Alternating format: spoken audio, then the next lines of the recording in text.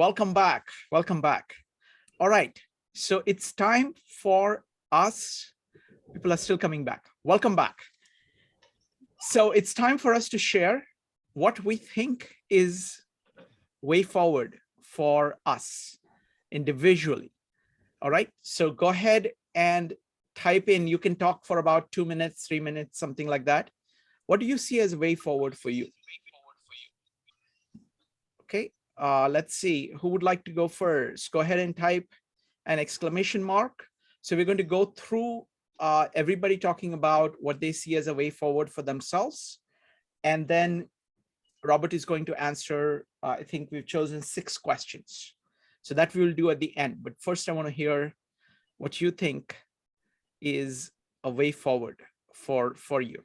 Okay. No, I think the way forward for me in this particular book is to take, is the true, real, and ideal is something that will stay with me for a very long time, and forever.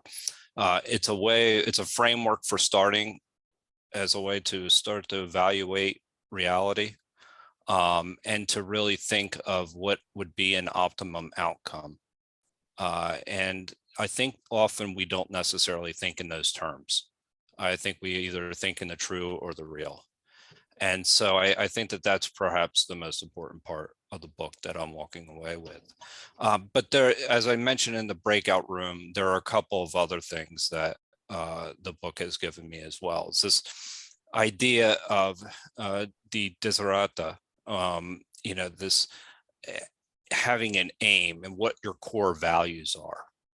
And asking that question, whether it be on a project or within your life, it's a really important question to answer, because what happens, that does give you an aim, something to move towards. And that leads to the intention, so that you can live your life with intention. So, I mean, it really does have like your set of values, whether it be philosophical, I could say they're Stoic. In my case, if you're thinking my values are justice, courage, temperance, and wisdom.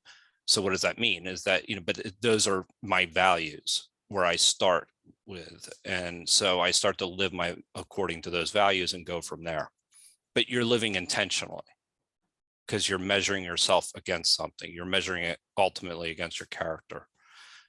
So that's one aspect of it. But if you take that word to, and we talked a little bit about it on a project level, that most times people don't even understand or don't articulate what they value on a project. And what happens is then they start to just act without intention and aimlessly.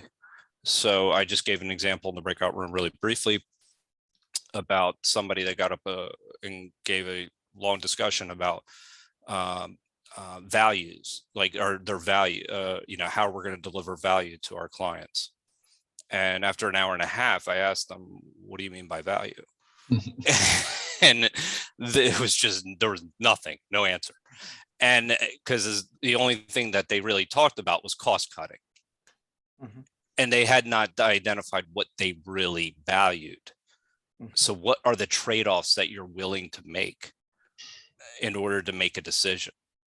And that's moving forward with intention, as opposed to moving forward aimlessly, because you could just start cutting and cutting and cutting and cutting and moving forward.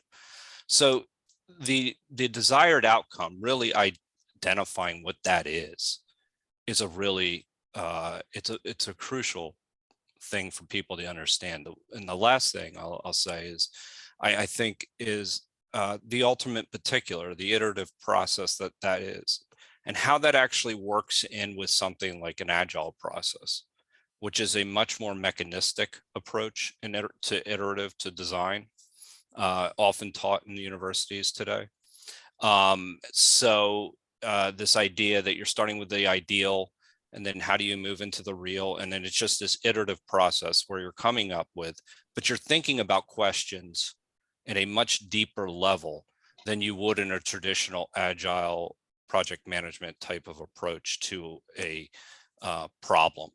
And I think that that's where, again, it gets back to what is the ideal? What is our goal with this and our values? So there's a lot to take from the book, but those are just high levels moving forward, things that I've identified. Anyway. Wonderful. Thank you. Great observations, Joe. Next up is David. Hi, yeah. So I'm taking the question as how to go forward for me with what Yes. I get out of the design. So I look at it in terms of my projects, and because I'm retired, I'm not in those projects anymore, which project designers are often in. But it's in what way is it useful? So for me, this is a personal question about leading my personal life, which Joe brought that in already. So this book, using it, I would say, how can someone use the Bible, for example? It's a bunch of important but disconnected different things that have to all be considered. So I'd say this book in particular has shown itself to have a retrospective sort of value in reflecting after you've done things and looking back and saying at specific steps when you're doing things, when I'm going to do this, or at specific intervals because I'm trying to accomplish things. Did I go too far this way? Did I go too far that way? This book has suggestions about the processes that are going on, even in a personal decision and marshaling forces for things that have to be done in the real world, right? So, but I say the book really requires the experience and then reflecting using the book because it helps to put frames on the book, on the experience, and to give it meaning as, oh, that was this kind of process. There are other sorts of processes. Look, I was constricting myself because I can see how it is an element of design, what I was doing in everything that I'm doing. So how I allocate my time, this helps frame that experience. So for the broad issues, because it's written in this sort of no specific example, it's a very broad book. It deals with broad issues, so it can be read in this way and the personal way. For me, for self-development, monitoring that kind of thing. For specific projects I'm doing, I have existing goals already, in my music, in the books that I'm reading, studying, in things I want to produce. So that's a life project, and I have to manage that and design that whole thing. I think because I don't just want to live it, I also want to make real things happen. So this book has applicability in considering that question. Thank you, David. Next, let's go to Laura. Laura, what is your way forward? How do you plan to use what you've learned from this book? About 2 minutes, go ahead. Well, I guess mine just has to be about living life. And so I think what I get for me for this is all goes back to function to form and OODA loop. And I think, that would be what I think from the design way would be using the most critical, would be a most critical consideration would be those factors in creating any design. And I think that would carry me through the future and then even thereafter. Wonderful. So that's what I've got. Wonderful. Thank you, Laura.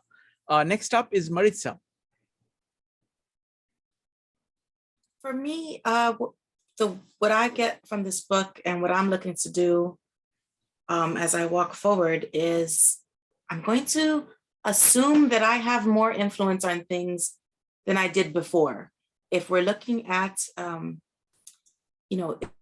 everything I touch is touching something else and it's affecting so many more things that I'm thinking of. And if I keep in mind that I am just but a part, but it's all integrated, then I think then that forces me to move forward with the thought that I need to pay a little bit more attention to what there is around me. So I really like what I'm getting out of this is the idea of intentional choice. And I forget where exactly in the book it does mention that, the design, it's going to be, some things will be designed anyway.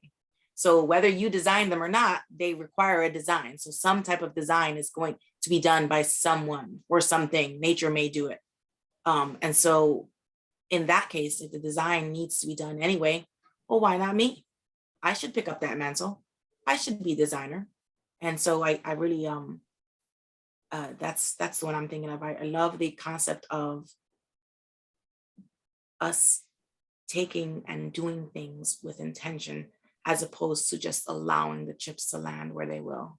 That's just huge to me. And I'm going to try to apply it to a lot of things.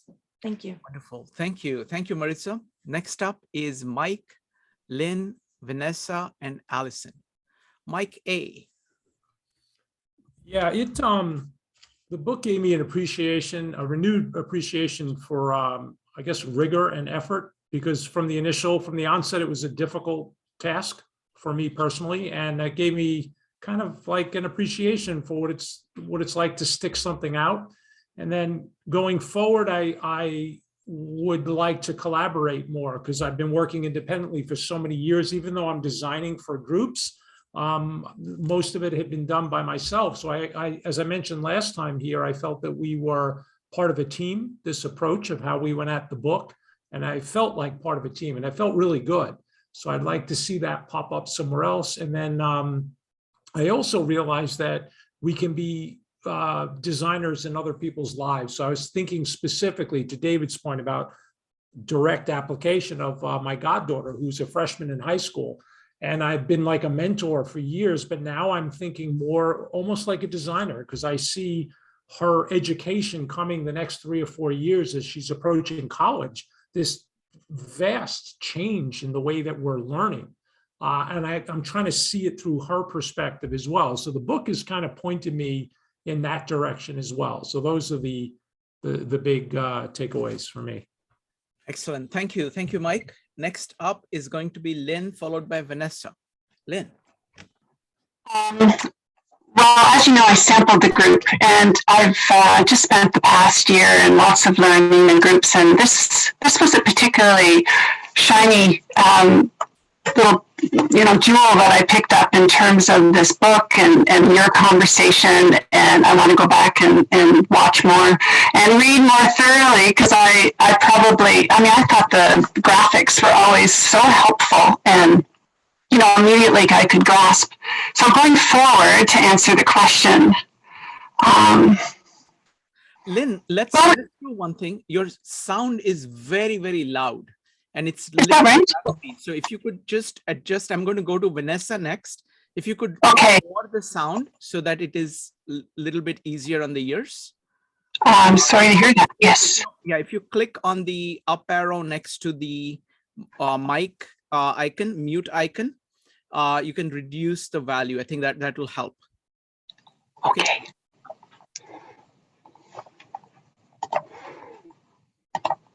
Let's see if it is better. I'll go to someone else first, please. Thanks. Okay, sure. Let's go to Vanessa, followed by Lynn. Vanessa. Oh, good. It unmuted me. I'd say 2 things. For me, it would provide a template to try to create something either that's not concrete or I've never done before, or like, let's say, major modification of behavior and lifestyle, which you can't see, in a picture. And the second would figuring out, let's say, something that is unique, foreign, novel, and thinking like, what the heck were they thinking? And kind of doing a reverse engineering of going through maybe their process. Or if something looked like it was a repurposes of something, invented something, it was a flop, but you repurposed it and it's like genius. Why didn't you go there in the first place? Just kind of maybe see their thought process from which maybe I can learn. Wonderful. Thank you. Thank you, Vanessa. Lynn?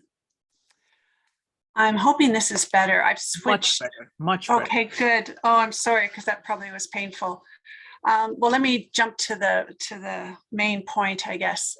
In the work that I do, I work with lots of organizations, and it's kind of, you have to have a systems view. And I loved the sort of the systems thinking, seeing the whole, and then and truing things up to what the Desiderata is as much as possible. And, some of those concepts around the ultimate particular were so like that whole, like working towards the ideal instead of fighting the negative. I mean, when I work with groups. So the group, the last time that we just met a moment ago, I think I'm going to claim the word that I am a designer and that I can claim that process in my work.